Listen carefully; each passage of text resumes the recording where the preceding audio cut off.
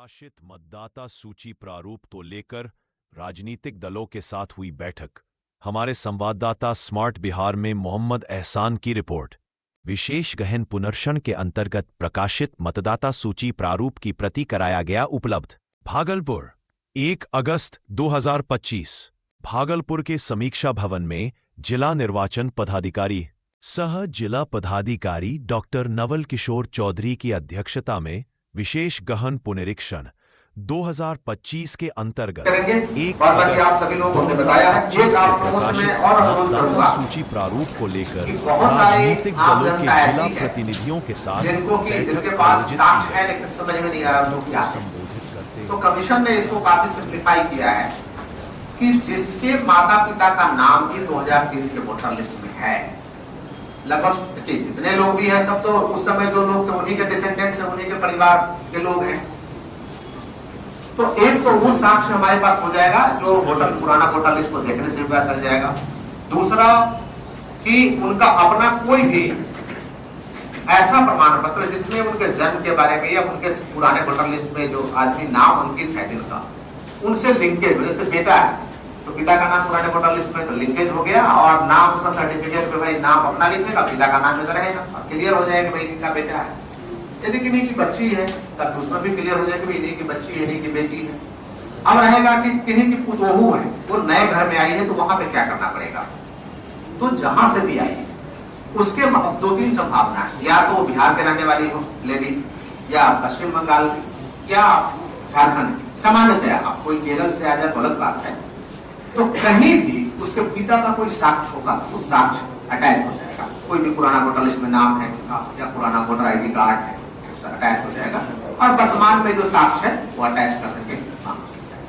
ठीक है। यदि बिहार के रहने वाले लोग 95% लोग तो बिहार के रहने वाले लोग शादी तो नहीं होती है, तो उनके पिता का नाम भी वहां पे वोटर लिस्ट से वो फोटो पे अपना व्हाट्सएप पे मंगा ले, वो सीरियल नंबर भर दे, हमारा सिस्टम उसको डिटेक्ट कर लेगा क्या सही है गलत है, वो हो जाएगा। 1 झारखंड के भी रहने वाले हैं तो पुराना वोटर लिस्ट उनके पापा का मम्मी का है तो उससे भी काम चल जाएगा। पश्चिम बंगाल के भी रहने वाले तो भारत के रहने वाले जनरली कुछ ना कुछ तो साक्ष्य है ना हमारे पास, वो देना पड़ेगा। तो इसमें क्या लगता है जमीनी स्तर पर कोई दिक्कत है? कोई दिक्कत नहीं, करा देना। और रहा कि कुछ निरीह व्यक्ति है जिनके पास कोई कागज नहीं, किसी का घर जल गया, आग लगी हो गई, नहीं है कागज, उनके लिए भी हमने सोचा है। खास करके महादलित समुदाय के हमारे जो लोग हैं उनके लिए विकास रजिस्टर में हमारा नाम है, उस पर भी हम लोग ध्यान दे रहे हैं ताकि कोई उचित व्यक्ति का कुछ नहीं छूटे, उसकी व्यवस्था हम लोग करें। यही कहेंगे। आप लोग कुछ प्रश्न पूछना हो तो आप लोग पूछ सकते हैं। हम लोगों ने कितना बनाया है मैडम? 415 एडिशनल बूथ बनाया है। तो वो एडिशनल बीएलओ आपको चेहरे सामने दिखेंगे। घबराना नहीं कि आदमी तो कभी था नहीं, अचानक से कहां से प्रकट हो गया, घबराना नहीं है। हमारे ही टीचर या कोई कर्मी है जिसको कि एडिशनल बूथ पे बनाया है और एडिशनल बूथ पे वो बीएलओ रहेंगे। वैसे जो पुराने बीएलओ हैं वो जो कि सारी चीजों को जानते हैं पुराने बीएलओ, तो पुराने बीएलओ से भी आप बात कर लीजिएगा तो वो समझते हैं चीजों को, आपको क्लियर कर देगा। अब है कि जो लोग छूट गए गलती से, सपोज किसी आदमी कोई किसी ने कहा कि नहीं तो डेथ कर गया है, किसी के फैमिली वाले किसी ने कहा से नहीं किया है, किसी परिवार के व्यक्ति ने कहा कि ये व्यक्ति मृत हो गए, तभी उनका नाम हटाया, नहीं हटा है। लगता है कि कोई गलती हो गई है, तो यदि किसी का नाम वोटर लिस्ट में नहीं है तो उसके लिए फॉर्म 6 भरना है। फॉर्म 6 भरना है। यदि किसी आदमी का नाम लगता है कि गलती से ये आदमी यहाँ होना नहीं चाहिए था, आ गया है, तो फॉर्म 7 भरना है। किसी व्यक्ति को लगता है कि साहब हमारा नाम में अशुद्धि है वोटर लिस्ट में, क्योंकि इसमें शुद्धिकरण करने का कोई नियम नहीं था, इसलिए हम लोगों ने अभी जो 1 महीने का अभियान चला उसमें नहीं किया, तो नाम को शुद्धिकरण करने का भी है। तो फॉर्म 6, फॉर्म 7, फॉर्म 8 जमा कर सकते हैं। इसमें है क्या कि बीएल जो आपका बीएलए है, जिस पार्टी के पास बीएलए है उस पार्टी को भारत निर्वाचन आयोग ने ये लिबर्टी दिया है कि एक बार में वो 10 फॉर्म ला करके दे सकता है और वो लिस्ट बनाएगा कि भाई नाम क्या है, पिता का नाम क्या है, गृह संख्या है, इस गृह संख्या में छूटा हुआ है तो फॉर्म ला के देगा। चाहे वो फॉर्म 6 हो, चाहे 7 हो, चाहे 8 हो, वो बीएलए को, लेकिन बीएलए को नीचे में साइन करना पड़ेगा कि हम जितना फॉर्म दे रहे हैं मैं सभी लोगों को जानता हूं और जो फॉर्म दे रहा हूं वो बिल्कुल सही है, गलत नहीं है।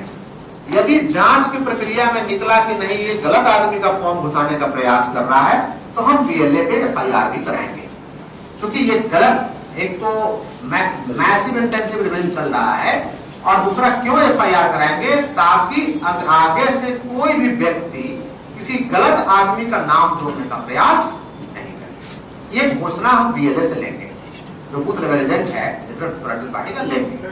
कोई व्यक्ति सीधा भी आना चाहे तो हमारे बूथ पर आकर के वो फॉर्म दे सकता है, उसमें कोई एतराज नहीं है। आप सभी प्रेस एवं मीडिया के बंधुओं का स्वागत है। भारत निर्वाचन आयोग के निर्देशानुसार जो विशेष गहन पुनरीक्षण है ये अभी जारी है और इसकी आज उसके ड्राफ्ट रोल का पब्लिकेशन किया गया है, जिसमें कि हमने विभिन्न राजनीतिक दलों के प्रतिनिधियों को इनवाइट किया हुआ है और उनको डिटेल ब्रीफ भी किया गया है और समस्त वोटर रोल उन सभी को अभी सुपुर्द आपके सामने किया जा रहा है। आपको यहाँ के मतदाता के संबंध में हम अवगत कराना चाहेंगे कि कुल मतदाता जो पहले हमारे यहाँ 24,414,000 थे, अभी वर्तमान में 21,55,802 है। अब इसमें जो पुरुष मतदाता है वर्तमान में 11,10,458 है, महिला मतदाता 10,45,237 है, जिसमें 18 आयु वर्ग के मतदाता 36,549 है, वरिष्ठ मतदाता 12,002 है और पीडब्ल्यूडी मतदाता 20,674 है। अब इस वोट जो हमारे पुराने वोटर लिस्ट में जो संख्या थी उस संख्या में घटोतरी हुई है जो मतदाताओं में, उसका कारण मैं आपको बताना चाह रहा हूँ कि जो मृत मतदाताओं की कुल संख्या 62,852 हो गया था, जिसको कि हम लोगों ने रिमूव किया है।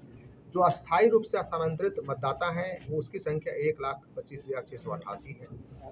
दोहरी प्रविष्टि वाले जिनका कि यहाँ भी नाम है, दूसरे बूथ पे भी नाम है, वो 26,566 है और 29,494 ऐसे मतदाता हैं जिनका ईआर फॉर्म उनके एब्सेंटिज्म के कारण से हम लोग को प्राप्त नहीं हुआ। आपको दूसरा अवगत कराना चाहेंगे बहुत ही इम्पोर्टेंट तथ्य कि जो 2003 के वोटर रोल में हमारा 10,01,325 मतदाता थे, वर्तमान में हमारे मतदाता 21,55,802 हैं, यानी 2 गुनी की संख्या में हमारे मतदाता अभी हैं। आपको अवगत कराना चाहेंगे कि जो बूथ की संख्या पहले 2263 था, अभी वर्तमान में बूथ की संख्या बढ़कर 2678 हुआ है, 415 बूथ बढ़ा है। माननीय भारत निर्वाचन आयोग का निर्देश था कि 1200 से अधिक की संख्या में जिस बूथ पर भी इलेक्टर हैं पुराने वोटर रोल के हिसाब से, उन सभी बूथ पे को हम लोग एडिशनल बूथ बनाएंगे ताकि मतदाताओं को वोट करने के दौरान कभी कोई दिक्कत नहीं हो। तो हमने 415 बूथ बढ़ाया है और 415 बीएलओ है और कमीशन का जो डायरेक्शन है सभी बूथ पे हम लोग कराएंगे। प्रारूप प्रकाशन आज हम लोग कर रहे हैं और प्रारूप प्रकाशन के बाद 1 महीने तक कमीशन ने निर्देश दिया है कि दावा और आपत्ति, दावा का मतलब है किसी का नाम छूट गया है और तो फॉर्म 6 भरेंगे, किसी का नाम दावा में है कि किसी का नाम नहीं होना चाहिए था वोटर लिस्ट में लेकिन उनका नाम है तो वो भी दावा कोई करेंगे, या किसी का नाम जुड़ना चाहिए और किसी का नाम नहीं जुड़ना चाहिए और किसी ने गलत फॉर्म भर के उसका नाम जुड़वाने का प्रयास किया तो उस पर भी कोई व्यक्ति आपत्ति कर सकता है कि नहीं साहब ये गलत आदमी है, इसका नाम नहीं जुड़ना चाहिए। और विशेष कैंप सभी बूथ पर 10 बजे पूर्वाह्न से 5 बजे अपराह्न तक 2 अगस्त से लेकर के 1 सितंबर तक होना है। हमारे बीएलओ सभी जगह रहेंगे, बूथ पे ही रहेंगे और बूथ पे कोई भी व्यक्ति जो एग्रीव्ड हो स्वयं भी फॉर्म ला के दे सकते हैं। फॉर्म 6 है, 7 है, 8 है कि किसी को नाम या किसी डिटेल्स में सुधार कराने की आवश्यकता है वो भी दे सकते हैं। और कमीशन ने ये भी सुविधा दिया है कि प्रत्येक बीएलए जो बूथ लेवल एजेंट है जो विभिन्न पॉलिटिकल पार्टी से संबंध रखते हैं, एक बार में हमारे बीएलओ को 10 फॉर्म लाके वो दे सकते हैं बंच में, और लेकिन उनको डिक्लेरेशन देना पड़ेगा कि जो 10 फॉर्म आया है उसकी सत्यता को पुष्टि करते हैं। और एक दिन में एक बीएलए 30 फॉर्म अधिकतम ला करके दे सकता है। कमीशन का डायरेक्शन ऐसा इसलिए किया गया है ताकि कोई आदमी हमारे बीएलओ को और इस इलेक्टोरल रोल को चीट करने का प्रयास नहीं करे, किसी गलत आदमी का नाम का एंट्री या किसी गलत आदमी का नाम को काटने का कोई प्रयास, सही आदमी का नाम को काटने का प्रयास कोई नहीं करे।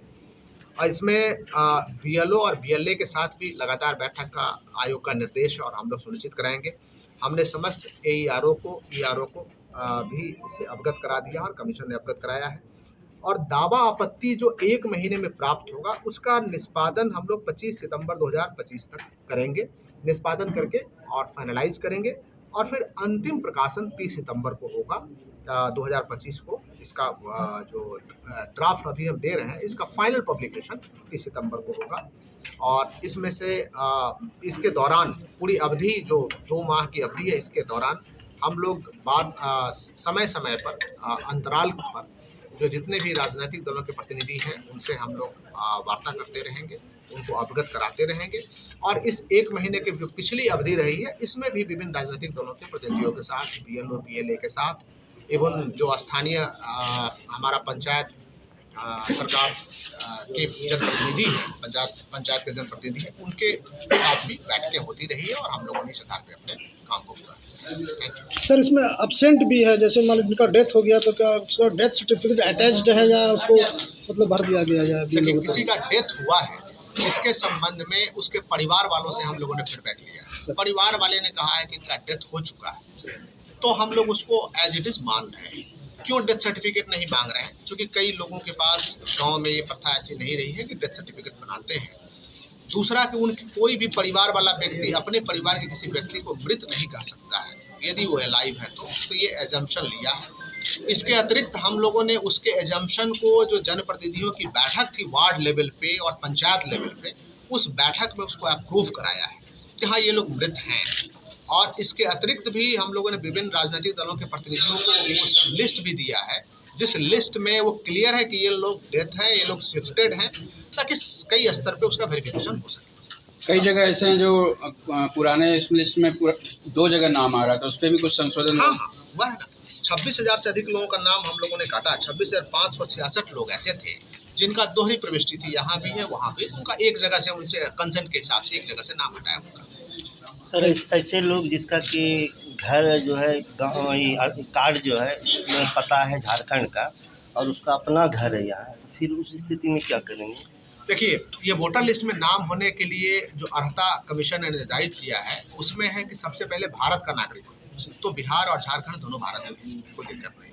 18 वर्ष से अधिक उम्र हो और वो अयोग्य नहीं ठहराया गया किसी व्यक्ति के द्वारा, तो वो क्वालिफाई करना है। लोग देखें जिसका सर 75-80 वर्ष उम्र है और वो जो कैसे लाएंगे अपने पिता का नाम, उसका पिता मर गया 50 साल पहले। यदि किसी की 75 वर्ष उम्र है तो उनका खुद नाम 2003 के वोटर लिस्ट में होगा, क्योंकि उनकी इतनी उम्र है तो जरूर होगा उनका नाम। नहीं होगा तो हम लोग लिंकेज भी ढूंढ रहे हैं, उसमें घबराने की जरूरत नहीं। Thank you.